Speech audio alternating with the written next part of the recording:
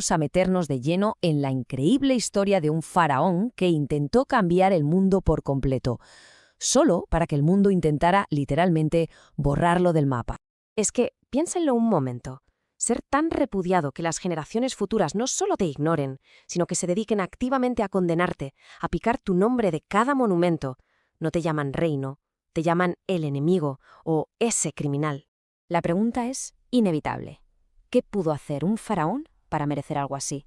Para que quisieran borrarlo de la historia. Bueno, pues ese es el misterio que vamos a desentrañar. Vamos a explorar la revolución que puso en marcha y, por supuesto, la violenta reacción que intentó sepultarla para siempre. Para entender la revolución, primero hay que entender el mundo contra el que se rebeló. Y todo empieza con un príncipe, Amenhotep IV, en plena dinastía XVIII, una de las épocas de mayor poder de Egipto. En aquel entonces, la vida espiritual de Egipto estaba dominada por un panteón complejísimo, con cientos de dioses. Pero el verdadero poder lo ostentaban los sacerdotes de Amón-Ra en Tebas. Y ojo, porque no eran solo líderes religiosos, acumulaban una riqueza y un poder político brutales. Eran, para que nos hagamos una idea, un estado dentro del estado, con una influencia inmensa sobre el propio trono. Y aquí es donde la cosa se pone interesante, porque llega este nuevo faraón al trono y decide desafiar directamente todo ese poder. ¿Y cómo lo hace? Con una idea radicalmente nueva. Y no fue un cambio pequeño, fue una revolución total. Se pasa de cientos de dioses a un único dios, Atón, el disco solar. De rituales complejos en templos oscuros a una adoración a cielo abierto, bajo la luz del sol. Pero quizá el cambio más drástico fue el de su propio papel. El faraón ya no era un simple intermediario con los dioses, se convirtió en el único puente entre la humanidad y ese Dios único. Y para que el mensaje quedara clarísimo, en su 5º año de reinado se cambia el nombre. Deja de ser Amenhotep, que significa Amón está satisfecho, para convertirse en Akenatón, el que es efectivo para Atón. Esto no es un simple cambio, es una declaración de guerra en toda regla al antiguo orden. La cosa fue a más, claro. Para el 9º año de su reinado, la revolución ya era absoluta. Akenatón declaró que Atón no solo era el dios supremo, sino que era el único dios que existía. Ahí es nada, el posible primer monoteísmo de la historia. Una revolución así no se puede liderar desde el corazón del viejo poder. Akenatón sabía que, para romper de verdad con el pasado, necesitaba empezar de cero, con un lienzo en blanco. Y eso significaba construir una capital completamente nueva, lejos de Tebas y de la influencia de sus sacerdotes. Y así nace la ciudad de Akhetaton, el horizonte de Atón, la que hoy conocemos como Amarna. Eligió un lugar deshabitado en la orilla este del Nilo, a medio camino entre la capital religiosa, Tebas, y la administrativa, Menfis. Un lugar nuevo para un mundo nuevo. La propia elección del lugar ya era toda una declaración de intenciones. Era un terreno virgen, sagrado, que no pertenecía a ningún dios ni a ninguna diosa, ni a nadie que pudiera reclamarlo. Era una tierra pura, que pertenecía únicamente a Atón, el centro perfecto para su nuevo universo. Y la propia ciudad reflejaba esta nueva fe.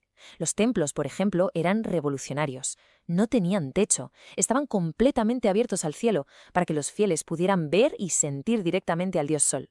Se acabó la adoración en recintos oscuros y ocultos. Ahora todo era la luz del día. Esta agitación religiosa trajo consigo una revolución artística igual de impactante. Se rompieron por completo con tradiciones que llevaban milenios vigentes. Porque, claro, una fe nueva necesita un arte nuevo. No fue una simple elección estética, sino teología hecha visible. Se abandonó la rigidez, la idealización divina de los faraones del pasado, y en su lugar apareció un realismo íntimo, fluido y a veces un poco perturbador. Todos hemos visto esas imágenes tan características: cráneos alargados, cuellos de cisne, vientres hinchados, extremidades delgadas. Durante mucho tiempo se pensó que sufrían alguna enfermedad. Hoy, la mayoría de egiptólogos cree que estas formas exageradas eran simbólicas, una forma de mostrar a la familia real como nunca se había visto. La propia figura de Akenatón, a menudo con rasgos andróginos, era un símbolo de Atón, a quien se le llamaba madre y padre de toda la humanidad. El cuerpo del rey se convirtió así en un recipiente físico de la naturaleza dual del Dios creador. Su propio cuerpo era un manifiesto religioso. Pero una visión tan radical, tan personal, estaba destinada a no sobrevivir a su creador. Tras la muerte de Akenatón, el antiguo orden, que había estado esperando agazapado, regresó con sed de venganza. El proceso de borrado fue rápido y sistemático. Sus sucesores, como el joven Tutankamón, se cambiaron el nombre a Tutankamón, dejando claro que Amón había vuelto. La corte real abandonó a Amarna, dejándola que se desmoronara en el desierto, y los faraones posteriores se dedicaron a desmantelar los templos de Atón y a borrar el nombre de Akenatón de la historia. Una damnatio memoriae en toda regla. Y lo hicieron tan bien que durante miles de años se perdió para la historia. Los escribas reescribieron los registros para que pareciera que a Amenhotep III le sucedió directamente Horemheb, saltándose a Akenatón y sus sucesores. Durante 3 milenios simplemente no existió, hasta que los arqueólogos redescubrieron su ciudad olvidada en el siglo XIX. Su historia nos deja con la gran pregunta: ¿fue Akenatón un visionario que introdujo el primer monoteísmo del mundo, o un fanático cuya obsesión casi destruye el imperio egipcio? Su legado nos recuerda que la historia no es solo lo que vivimos, sino lo que las generaciones futuras deciden recordar. Un revolucionario para unos, un criminal para otros, pero sin duda un faraón imposible de olvidar una vez que se le redescubre.